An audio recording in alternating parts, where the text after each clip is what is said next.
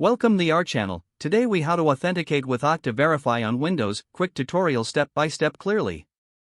To authenticate with Okta Verify on Windows, begin by downloading the Okta Verify application from the Microsoft Store. Once the download is complete, open the application. On your Windows device, navigate to the Okta sign-in page.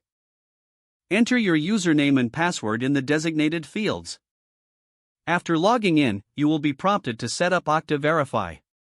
Select the option to use Okta Verify. A QR code will appear on your screen. Now, return to the Okta Verify application on your device.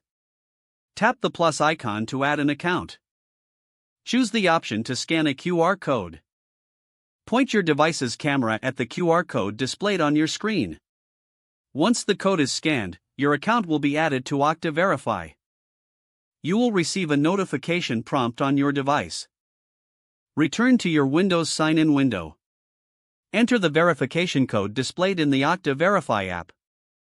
This code is time-sensitive, so use it promptly.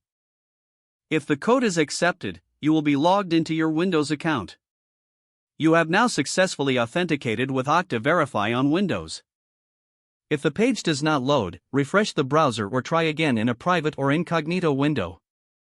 Make sure you are using the correct email address, then retype it carefully to avoid small typos. If your password is not accepted, use the reset option and create a new strong password you can remember. Check your spam folder for verification or security emails, then complete any requested confirmation steps. Enable two-factor authentication if available to improve account security and reduce unauthorized access risk. After signing in, review your profile details so your contact information and settings are accurate and current. If you see an error message, note it down and try again after restarting your device and internet connection. Log out when you finish, especially on shared devices, to keep your account and payment information secure. If the page does not load, refresh the browser or try again in a private or incognito window. Make sure you are using the correct email address, then retype it carefully to avoid small typos. Don't forget to like this video and subscribe to our channel for more step-by-step tech guides.